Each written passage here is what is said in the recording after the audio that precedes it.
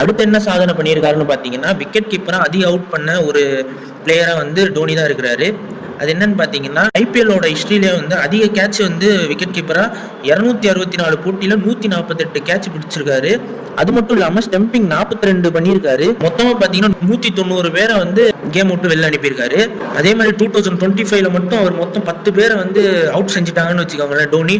அதுக்கப்புறம் 200 அவுட் செய்த விக்கெட் கீப்பர்ன்ற வந்து பேர் அவருக்கு கிடைக்கும். 200 பேர் அவுட் செஞ்ச விக்கெட் கீப்பர்ன்ற பேர் அவருக்கு கிடைக்கும். அதுவும் ஒரு சாதனையா மாறும். தோனிக்கு அடுத்தபடியா யார் இருக்கான்னு பாத்தீங்கன்னா வந்து தினேஷ் கார்த்திக் இருக்காரு.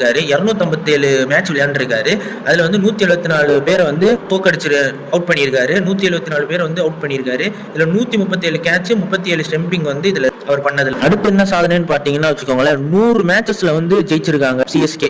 அதன்படி பாத்தீங்கன்னா வந்து டோனி வந்து 100 மேட்சஸ் வந்து சிஎஸ்கே ஜெயிக்க வச்சிருக்காரு கேப்டனா. அப்படி பார்த்தா 2019ல வந்து ஜெய்ப்பூர்ல நடந்துச்சுல ராஜஸ்தான் ராயல்ஸ் மேட்ச், ராஜஸ்தான் வாசி சிஎஸ்கே, அந்த மேட்ச்ல தான் அவங்க வந்து 100வது வின்னிங் மூமெண்ட்டை வந்து அனுபவிச்சாங்க. அதுவும் ராஜஸ்தான் ராயல்ஸ் வந்து தோக்கடிச்சு. இதுல என்ன பாத்தீங்கன்னா, இதுல கேப்டனா டோனி வந்து 95 மேட்ச் வந்து ஜெயிச்சு கொடுத்திருக்காரு சென்னை சூப்பர் கிங்ஸ்காண்டி.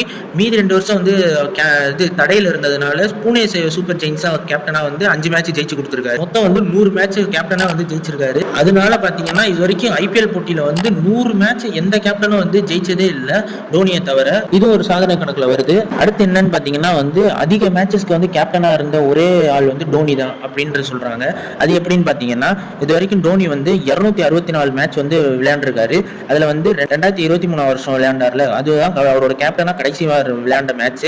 அதுல கேப்டனா வந்து அப்போ வரைக்கும் 2023 வரைக்கும் 226 மேட்ச் விளையாண்டுருக்காரு கேப்டனா. இந்த மாதிரி எந்த பிளேயரும் வந்து 200 போட்டிக்கு மேல 200 மேட்சஸ்க்கு மேல ஒரு கேப்டனா இருந்தது இல்ல. அதன்படி வந்து டோனிக்கு அடுத்தபடியா யார் இருக்கான்னு பாத்தீங்கன்னா வந்து ரோஹித் சர்மா இருக்காரு. அவர் கேப்டனா வந்து 158 மேட்சஸ் விளையாண்டுருக்காரு. அதனால வந்து டோனியோட சாதனை வந்து அவரால் முறியடிக்க முடியல. அதுக்கப்புறம் பாத்தீங்கன்னா ரோஹித் சர்மாக்கு அடுத்தபடியா வந்து யார் இருக்காங்கன்னா விராட் கோலி இருக்காரு. விராட் கோலி வந்து மொத்தம் 143 மேட்ச் வந்து கேப்டனா விளையாண்டுருக்காரு. அவரும் இப்போ கேப்டனா இல்லை. அடுத்து கௌதம் கம்பீரும் 129 மேட்ச் வந்து கேப்டனா இருந்திருக்காரு. அவரும் இப்போ கேப்டனா இல்லை. டேவிட் வார்னர் வந்து 83 மேட்சஸ் வந்து கேப்டனா இருந்திருக்காரு. அவரும் இப்போ இல்லை. அப்புறம் கில்கிறிஸ்ட் வந்து 74 மேட்சுக்கு வந்து கேப்டனா இருந்திருக்காரு. அவரும் இப்போ கேப்டனா இல்லை.